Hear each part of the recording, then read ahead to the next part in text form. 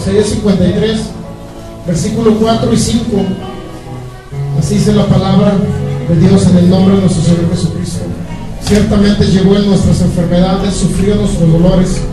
Nosotros le tuvimos por azotado, por herido de Dios y abatido, mas el herido fue por nuestras rebeliones, molido por nuestros pecados. El castigo de nuestra paz fue sobre él, y por su llaga fuimos nosotros sanados o curados. Te damos gracias, Padre maravilloso, Dios eterno. Tú que siempre haces maravillas y milagros entre tu pueblo, que siempre has hecho señales gloriosas, Señor. Gracias, Dios, porque estás con nosotros. Gracias por tu manifestación de cada día. Gracias, Padre, por el aire que respiramos. Gracias porque vivimos. Gracias porque tenemos siempre, Señor, la victoria en ti. Gracias, Padre maravilloso y eterno, glorioso. Gracias, Señor, por eso te amamos. Gracias, Jesucristo. Tú eres el mismo Dios que vive y murió por nosotros y has derramado tu sangre. Gracias por tu sacrificio. Gracias porque llevaste las maldiciones de la ley para que nosotros recibamos la bendición. La bendición que tú le prometiste a Abraham, Señor. Te doy gracias. Gracias, maravilloso Dios, por ello. Espíritu Santo, gracias porque estás con nosotros. Porque tú respaldas tu palabra en milagros, señales y maravillas. Te doy gracias de antemano por todos los milagros que harás hoy y los que seguirás haciendo, Señor, de aquí en adelante. En cada una de las vidas de nuestros hermanos de aquí de Guadalajara, en sus ministerios, Señor, serán ministerios de gloria, de poder, como nunca antes lo ha habido en la historia. En el nombre de Jesús yo lo declaro. En el nombre de Jesús, Espíritu Santo, porque a ti te hemos tomado en primer lugar en nuestras vidas. Hemos reconocido tu autoridad, tu señorío, Señor. Hoy en este tiempo, Espíritu Santo, nos declaramos vasos útiles, Señor, para servirte al ministerio de este tiempo, que es tu ministerio, Espíritu Santo. Solamente somos instrumentos de tu gloria, instrumentos de tu manifestación. En el nombre de Jesús, señorea siempre sobre nuestras vidas. Eso lo permitimos, Señor, para que sea tú y tu palabra las que fluyan de nosotros. En el nombre de Jesús, yo declaro que somos terrenos fértiles, que reciben la palabra y dan fruto al ciento por ello. En el nombre de Jesucristo. Amén. Muy bien, Isaías 53, versículo 4 y 5. Dice que Jesucristo llevó nuestras enfermedades, sufrió nuestros dolores, y nosotros le tuvimos por azotado, por herido de Dios y abatido. Mas el herido fue por nuestras rebeliones, molido por nuestros pecados. El castigo de nuestra paz fue sobre él, y por su llaga fuimos nosotros sanados.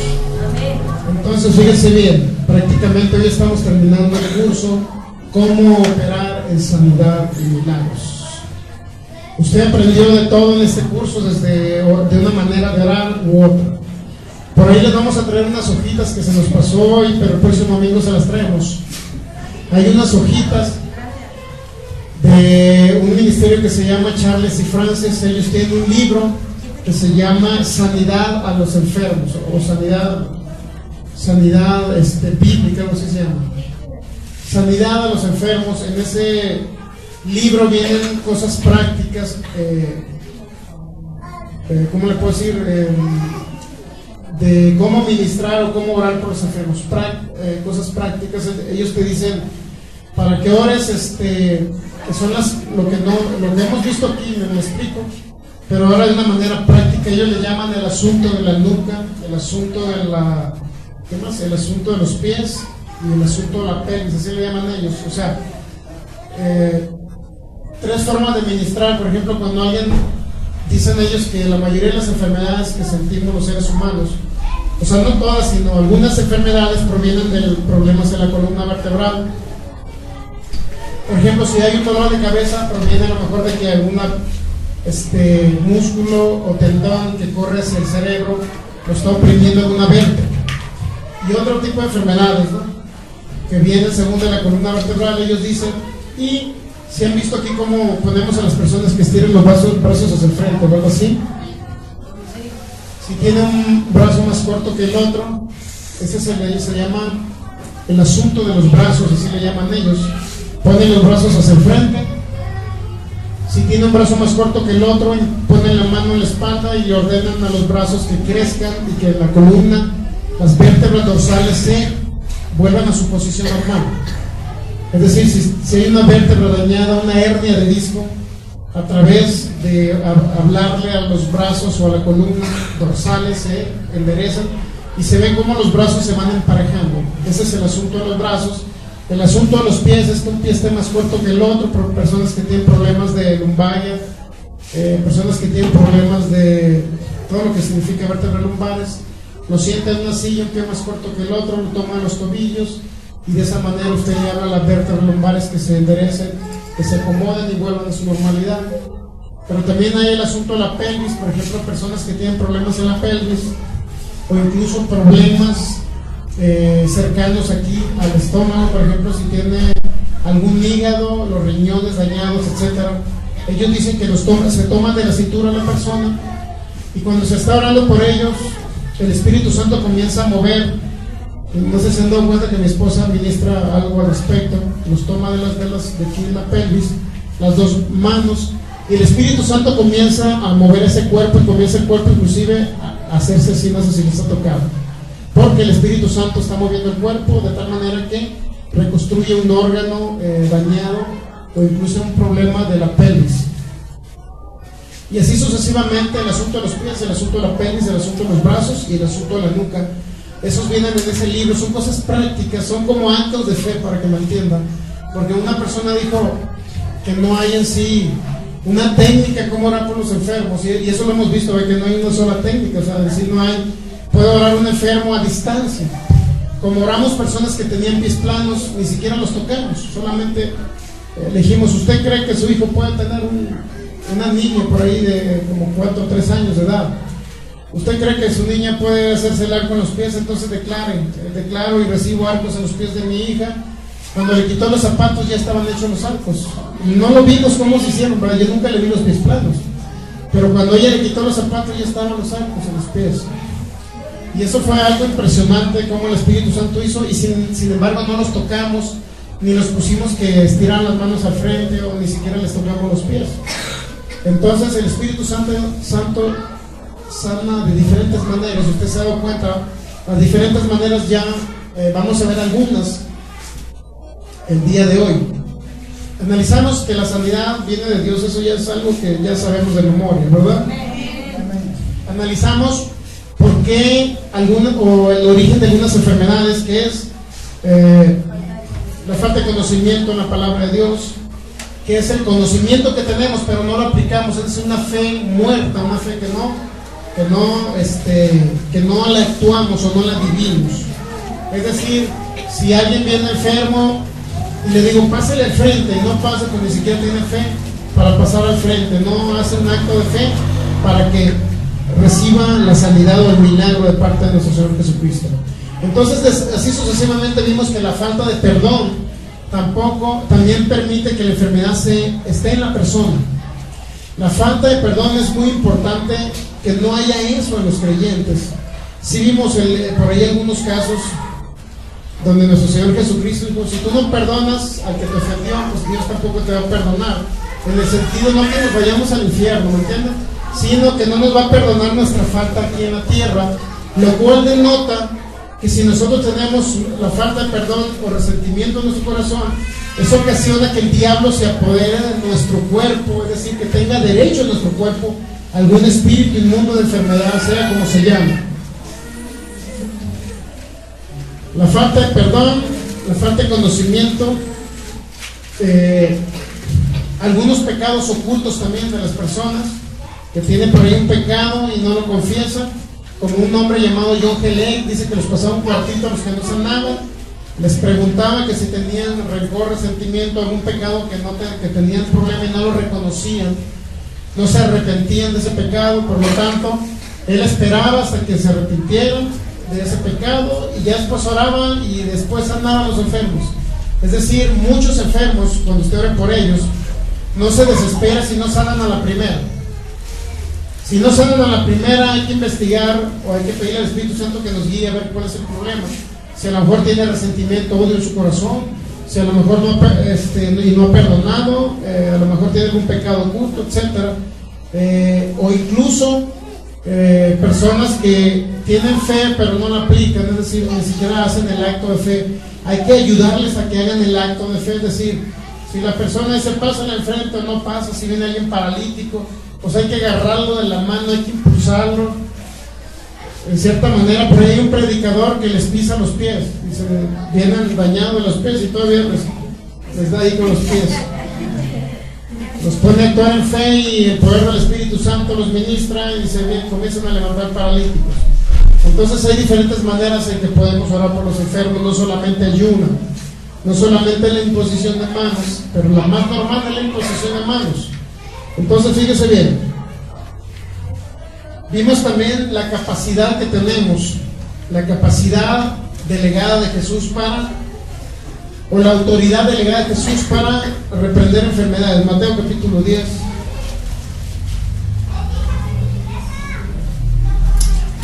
Mateo capítulo 10, versículo 1. Hicimos una diferencia entre autoridad y poder, ¿verdad? La autoridad la delega o la delegó Jesús, y el poder lo da el Espíritu Santo.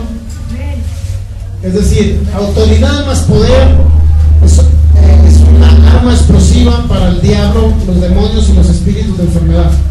Mateo capítulo 10, versículo 1. Entonces, llamando a sus 12 discípulos, les dio autoridad sobre los espíritus inmundos para que los echasen fuera y para sanar toda enfermedad y toda dolencia. Me recuerdan traerle las hojitas, ¿no? Esas hojitas para que ustedes aprendan un poquito más.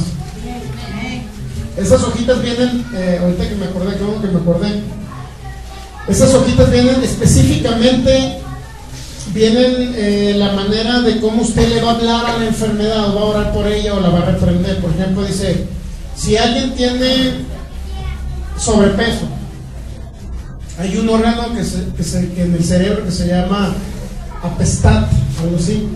Entonces ese órgano está disfuncional, no funciona correctamente, por lo cual muchas personas no adelgazan.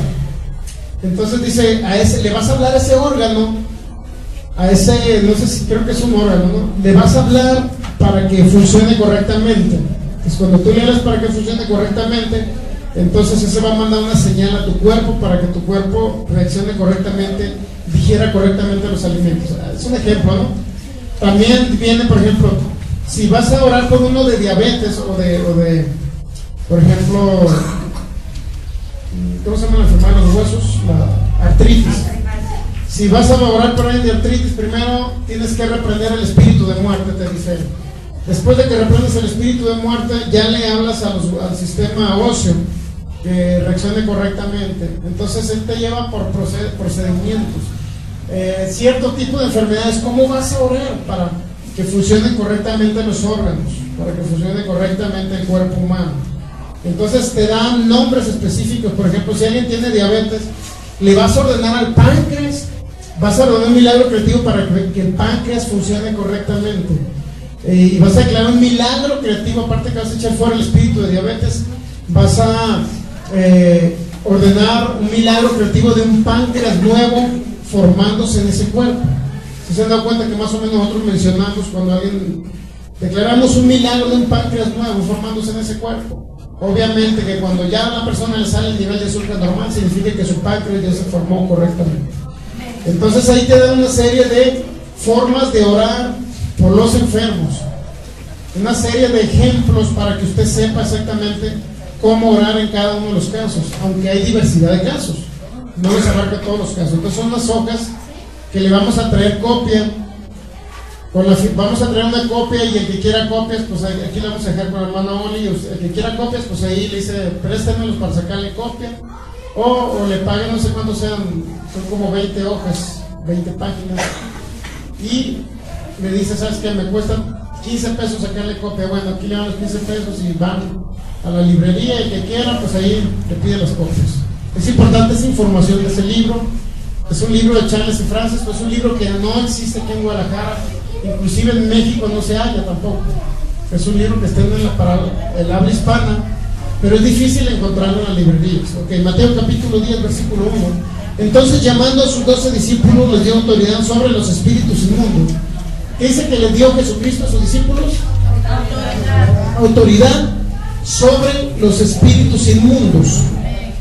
Y dice también para que echasen, para que los echasen fuera, y para sanar toda enfermedad y toda dolencia. Se da cuenta que tenemos esa, se podría decir, esa concesión de parte de Jesucristo, de que Él nos da esa autoridad para sanar toda dolencia y toda enfermedad. Es decir, la autoridad ya no las delegó. Y luego dice a sus 12 discípulos. Es muy importante entender. Ahí dice a sus 12 discípulos. Algunos han creído que solamente para ellos, que solamente a ellos les dio la oportunidad de la autoridad sobre las enfermedades. Pero yo quiero decirle que no es así. Más adelante, Jesucristo se vio el caso de que mandó a 70 hombres también para hacer lo mismo, predicar el evangelio, etc. Entonces, fíjese, hay algo muy importante que debemos entender de personas que han sanado de una enfermedad incurable, pero luego dicen, me regresó la enfermedad. Es importante que capte este asunto. Vamos a Mateo capítulo 12, versículo 43, para entender este hecho. He orado por personas de cáncer, hemos orado allá en Sinaloa. Y fíjese algo muy importante. Personas han sanado de cáncer, donde el médico diagnosticó que ya no tenía cáncer. Vieron la hojita, los análisis totalmente negativos o positivos, no sé cómo se diga.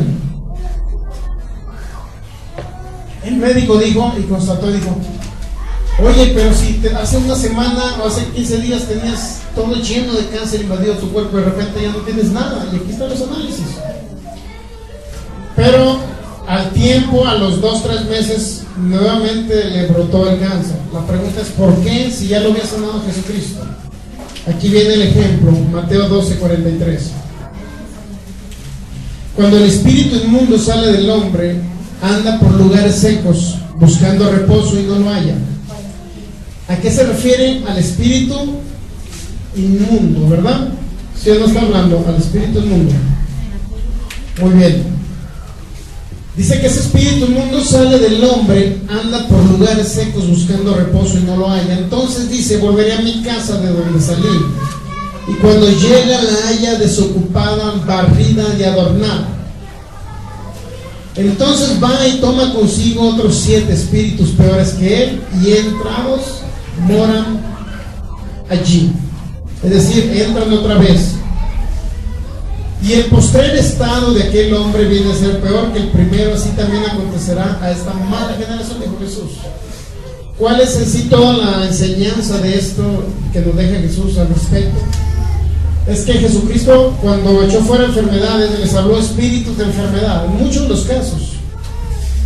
de los casos decía que tenían espíritus de enfermedad. Y fíjense bien, es importante entender eso. No todas las enfermedades así son espíritus, ¿verdad? Pero en sí la mayoría de las enfermedades, en la mayor parte, son, o se les llamó espíritus de enfermedad. Cuando hay un espíritu de enfermedad de cáncer, por ejemplo, lo echamos fuera, pero dijo Jesús en el simbolismo que el espíritu dice, volveré a mi casa de donde salí. Pero dice que cuando llega la halla desocupada, barrida y adornada. ¿Qué significa desocupada, barrida y adornada? ¿Qué significa todo eso? Se refiere a que el espíritu otra vez regresa al cuerpo. Pero ¿por qué regresa el espíritu al cuerpo en algunas personas?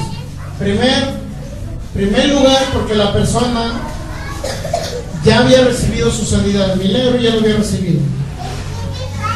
No es que Dios haya vuelto otra vez a decir, bueno, si ya estás enfermo, otra vez voy a permitir que estés enfermo. No es el caso. El caso es que las personas ya no escucharon la palabra de Dios no tuvieron fe para retener el milagro de sanidad. Y eso se ve en muchos casos, Nos tocó orar por otra niña que tenía poliomielitis. La poliomielitis es parecida a la esclerosis múltiple. Tenía todo su cuerpo, sus músculos engarrotados. No tenía fuerza ni para subir escalones, ni para levantar la mano tenía fuerza. Oramos por ella y en media hora aproximadamente ya comenzó a subir escaleras, ya su brazo lo podía levantar, tenía fuerza, dio la salud instantáneamente de poliomielitis. De tal forma que esta niña a los 15 días ya subía a su escuela secundaria hasta el tercer piso. Perfectamente subía y bajaba, totalmente sana. La única diferencia es que su mamá jamás y la hija jamás fueron y escucharon palabra. Les enviamos discos, nunca los escucharon, nunca se congregaron, su fe no creció. Y adicionalmente fueron a darle gracias a otra persona, que no fue Jesucristo. ¿Qué creen que sucedió? A los 3 meses, 4 meses por ahí, nuevamente la niña estaba enferma, llevándola a hospitales cuando ya estaba perfectamente sana, subiendo y bajando escaleras. ¿Qué pasó? Su fe no creció. No tuvieron conocimiento para defenderse del diablo, pues, para que lo entiendan. No tuvieron fe para seguir diciendo con su boca: soy sano. Gracias porque soy sano, en el nombre de Jesús. O sea, ya no hubo nada, no hubo palabra en su boca ni en su corazón. Por lo tanto, Satanás se aprovechó de la circunstancia, obviamente de la falta de conocimiento de ellos, de la falta de fe, y nuevamente regresó la enfermedad. Ya no nos hablaban para orar por ella. Se la llevaron a los hospitales. Y tristemente lo digo, son casos que se dan. Por eso es importante escuchar la palabra. Cuando usted ore por un enfermo, dígale: ok, voy a orar por ti, vas a recibir el milagro y todo, recibe el milagro, pero te recomiendo que escuches palabra, ya sea que te congregues en un lugar, te congregues en otro, o visites nuestra página de internet para que escuches audios, y después de que escuches audios a través de la página de internet, decide congregarte en un lugar, ya sea con nosotros o en otra congregación. Entonces es importante entenderlo, que el ser humano necesita fe para conservar el milagro y usted lo capte, porque de repente nos podemos desmoralizar diciendo: pues si yo oré y vi el milagro ese de cáncer, yo lo vi, me enseñaron en la hoja donde decía totalmente limpio de cáncer, órganos limpios. Yo vi el milagro de la niña, yo vi cuando subí escaleras, yo la vi sana cuando levantó su brazo. ¿Por qué regresó la enfermedad? Porque la enfermedad, dijo Jesús, que si haya la casa adornada, primero dice que la haya desocupada. ¿Desocupada qué significa? Desocupada significa que no tuvieron nada de fe, no la tuvieron llena de fe, pues. Y luego dice barrida y adornada, y aparte adornada, imagínense. Es decir, un lugar especial para que entre a través del espíritu de enfermedad. Especial, ¿por qué adornada? Porque a través de la ignorancia esta persona, pues otra vez el espíritu de enfermedad regresó. Entonces es importante entender esa frase, porque usted se va a encontrar con casos así. O sea, yo me los he encontrado y lamentablemente pues los he vivido. ¿Está captando que es necesario que alimentemos nuestra fe? Romanos 10:17, ¿qué dice? Vamos a Romanos 10:17.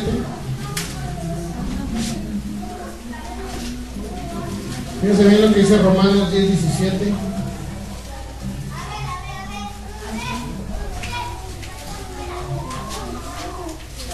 Así que la fe es por el oír, y el oír, ese término, el oír está en un término infinito. Es decir, usted puede pasarse diciendo: la fe viene por el oír, el oír, el oír, el oír, el oír, el oír, el oír y el oír. O sea, infinitamente significa que usted tiene que estar escuchando la palabra continuamente, porque la palabra de Dios es alimento, dice. Es un alimento, no solo el pan vivirá el hombre, sino de toda palabra que salga de la boca de Dios. Mateo capítulo 4, eso que lo dice. Entonces, en conclusión, tiene que oír continuamente la palabra para que la fe, dice, venga, ¿verdad? Dice que la fe viene. ¿Qué significa que viene? ¿Qué significa que la fe viene? Que no está en la persona, ¿verdad? Si viene, significa que no la tiene. Eso significa Romanos capítulo 1, versículo 17.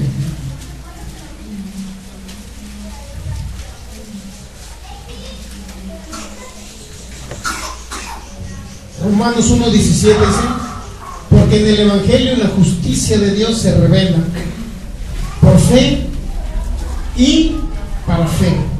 Como está escrito, mas el justo por la fe vivirá. ¿Por qué va a vivir el Hijo de Dios, la persona? ¿Va a vivir por qué? Por la fe. No va a vivir por un milagro, ¿estamos de acuerdo? Un milagro lo va a salvar de la muerte, pero no puede estar viviendo toda la vida por milagros. De repente sanó de cáncer, al rato se enfermó de diabetes, oraron por él, recibió otro milagro. De repente ya sanó de diabetes y luego al rato se enfermó de esclerosis. Entonces no puede estar viviendo por milagros el creyente.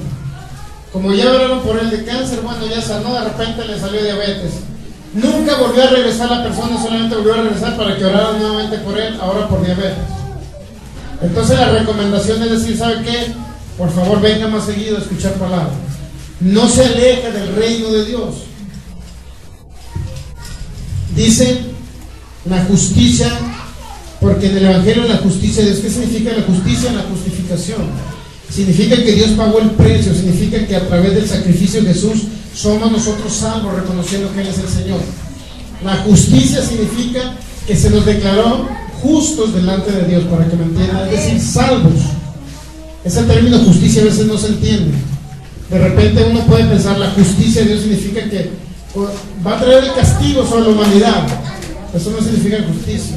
Justicia significa que Él que a través de su justicia, es decir, a través de que Él se hizo, en pocas palabras, pecador, o de naturaleza pecado, llevando los pecados del mundo, a través de eso Él nos decretó a nosotros justos.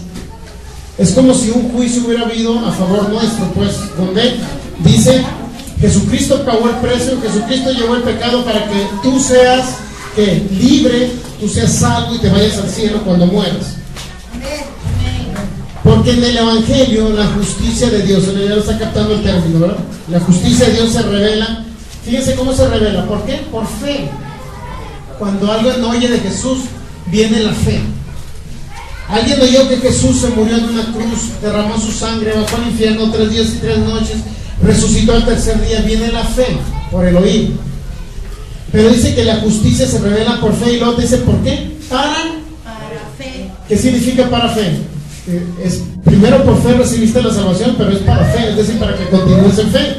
No es para que te quedes con la fe de la salvación. ¿Me explico? Para fe significa que vamos a continuar todavía haciendo actos de fe a través de oír la palabra y ponerla por obra. Ponerla por obra, exactamente. Entonces, fíjense bien. Entonces, está captando que es por fe y para fe. Por fe y para fe. Es decir, nunca termina la fe, nunca terminamos de seguir creciendo en fe, nunca termina nuestra fe de irse cimentando a través de la palabra de Dios. Y luego dice al final, como está escrito, mas el justo por la fe vivirá. ¿Se ha dado cuenta que vamos a vivir por fe, no por los milagros? A pesar de que los milagros se manifiestan a través de la fe. Es decir, Dios nos libra de una enfermedad incurable, pero nosotros continuamos adelante para vivir en salud. Es decir, que ni siquiera nos enfermemos. Eso significa vivir por fe. Y poco a poco lo vamos a ir logrando. No es de un año que vamos a lograr no enfermarnos, sino poco a poco vamos a ir viviendo a través de la fe.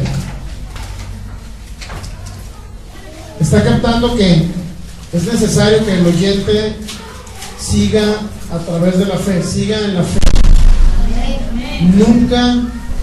Nunca puede decir alguien: ya aprendí todo, ya crecí, ya tengo mucha fe. No podemos decir: tenemos fe, pero necesitamos que esa fe se fortalezca y crezca también. Que esa fe permanezca, que esa fe llegue a un nivel superior donde podamos vivir en un ambiente espiritual y que nuestra mente esté pensando como piensa Cristo, como pensó Cristo, y que a través de ello podamos obtener las cosas en esta tierra. Lucas capítulo 10.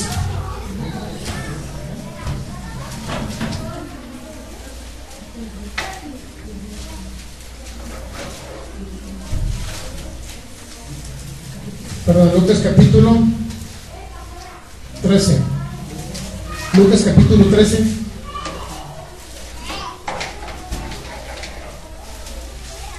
Lucas capítulo 13, versículo 18. Lucas capítulo 13, versículo 18 dice: y dijo, esto lo dijo Jesús, 13:18 de Lucas: ¿a qué es semejante el reino de Dios y con qué lo compararé? Dijo Jesús: es semejante al grano de mostaza que un hombre tomó y sembró en su huerto, y creció y se hizo árbol grande, y las aves del cielo anidaron en sus ramas. ¿Qué significa que es un grano de mostaza? Dice que el grano de mostaza es la más pequeña de las semillas. Así dijeron aquí mismo en la palabra de Dios, y al parecer así es. Es decir, un grano de mostaza es pequeño, pero no significa que debemos de tener una fe pequeña, para que me entiendan. Sino que debemos, dice que ese grano de mostaza es semejante, el reino de Dios, ese grano de mostaza que un hombre tomó y sembró en su huerto. ¿Dónde sembró el grano? Dice la palabra de Dios que nosotros nos catalogan como terrenos o huertos también, así se llama. Por ahí Isaías dice que nos llamó árboles de justicia. Esto es, que nosotros debemos de tomar, para tomar el reino, o para que el reino de Dios se manifieste en nuestra vida, debemos tomar ese grano de semilla, como una semilla de mostaza, es decir, chiquito, pero lo vamos a sembrar en nosotros. Y luego, ¿qué dice? Y creció. ¿Cuál es el grano de mostaza? Es la palabra de Dios, que usted siembra en su corazón. Pero te dice que ese grano de mostaza, que simboliza la palabra de Dios, con ello, esa palabra te da fe, para que me entiendan. Le da fe a usted. Pero no te dice que el grano de mostaza se queda en la tierra igual, ¿verdad? Que no dice que se queda cuando usted siembra una semilla de frijol en tierra, la riega y todo. ¿Usted cree que ese granito de semilla, esa semilla de frijol se queda igual? Le va a salir un brotito, ¿cuánto sabe? Es decir, la semilla se va a hacer más grande, ¿sí o no? Cuando le salga el broto. Aquí dice que lo siembra en el huerto, y además dice que creció. Está captando que crece y se hizo árbol grande. ¿Puede decirlo conmigo? Se hace árbol grande. La semilla de la palabra de Dios que siembro en mi corazón. Entonces, ¿qué significa? Que la fe en un momento dado puede ser pequeña cuando se siembra, pero si se sigue regando esa semilla, es decir, a través de oír la palabra de Dios, nuestra fe va a crecer. Precisamente va a crecer.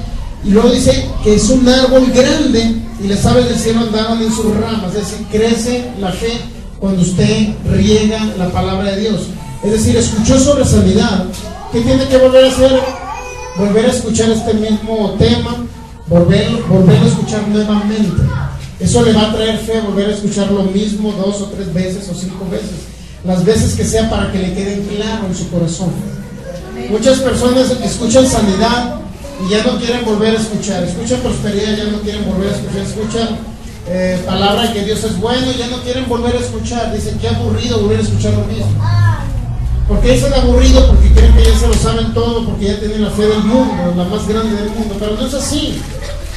Siempre tenemos que volver a oír, nunca cansarnos de oír, ya sea lo mismo o otras cosas, pero volver a escuchar lo mismo otra vez nos trae más fe, porque regamos y cimentamos la fe que ya tenemos. Y la fe que dice, aquí dice que crece ese grano, ¿sí o no dice que crece? Sí, amén. Eso significa que la semilla crece, la semilla de fe que se siembra en su corazón crece a través de la palabra de Dios. Se hace grande. Eso significa que siempre hay un proceso de crecimiento. No toda la vida usted va a estar igual, no toda la vida va a ser en la misma situación. Siempre va a crecer. Entonces es necesario que la persona que oyó la palabra sanó de un milagro y tenga que seguir escuchando la palabra de sanidad para que mantenga la sanidad. ¿Se da cuenta? Si ya él fue sanado, ¿qué tiene que hacer? Oír sobre sanidad para mantener la sanidad. Voy a decir, para que crezca su fe, para mantener la sanidad. Es necesario, indispensable. Y aprovechando aquí que habíamos dicho que había espíritu de enfermedad. Vamos a Mateo capítulo, Lucas 13, pero en el versículo 10. Dice: Jesús enseñaba en una sinagoga en el día de reposo, y había allí una mujer que desde hacía 18 años tenía espíritu de enfermedad, y andaba como encorvada, en ninguna manera se podía enderezar. Fíjense que tenía espíritu de enfermedad. ¿Cómo estaba la persona? Dañada en su columna. ¿Está captando? Dañada en su columna con espíritu de enfermedad. Por eso les digo que la mayoría de las enfermedades, la mayoría son espíritus de enfermedad. Por eso dice que cuando el espíritu sale del hombre, pues queda el cuerpo sano. Pero si el espíritu regresa, no digo que vaya a posesionar el espíritu de la persona, pues la persona a la cual ya fue salvo, pero sí puede volver otra vez a posesionar su cuerpo, es decir, a traer otra enfermedad incurable, inclusive la misma enfermedad, como los casos que le platiqué.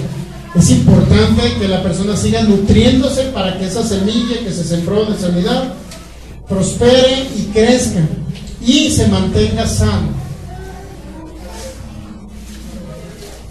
Así es que no se desmoralice cuando alguien de repente ya no vino y al rato supo que estaba enfermo. Pues no crea que Jesús no lo sanó. No, sí lo sanó, pero esa persona regresó atrás porque no mantuvo. Marcos capítulo 4.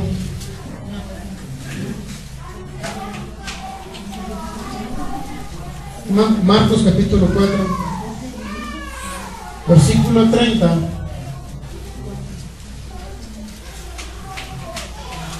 Jesucristo reprendió a los que tenían, o exhortó a los que tenían muy poca fe. Por ahí en Mateo capítulo 8, en el tiempo de la tempestad, dice: hombres de poca fe, les dijo, porque no pudieron reprender unos vientos. Marcos capítulo 4, versículo 30, ¿ya lo tienen? Fíjense bien lo que dijo Jesús. Decía también, estas son palabras del Maestro Jesucristo, nuestro Señor. Decía también: ¿en qué haremos semejante al reino de Dios, o con qué parábola le compararemos? Es como el grano de mostaza que cuando se siembra en tierra, fíjense, está comparando que el reino de Dios, ¿verdad? Es como el grano de mostaza que cuando se siembra en tierra es la más pequeña de todas las semillas que hay en la tierra. Fíjense, la más pequeña. ¿Dónde la va a sembrar? En su huerto, ¿verdad? Eso decía Lucas 13. En el huerto usted va a sembrar la semilla del grano de mostaza. Si bien es cierto la más pequeña, eso no significa que usted se va a quedar con ese pequeño grano de fe de la semilla de la palabra de Dios. En el 32 dice: pero después que fue, después de sembrado, ¿qué pasa ahí? Dice: crece. ¿Qué pasa en el mundo natural con un granito, como le digo, de mostaza? Se siembra y luego ¿qué pasa? Crece. Y se hace la mayor de todas las hortalizas y echa grandes ramas, de tal manera que las aves del cielo pueden morar bajo su sombra.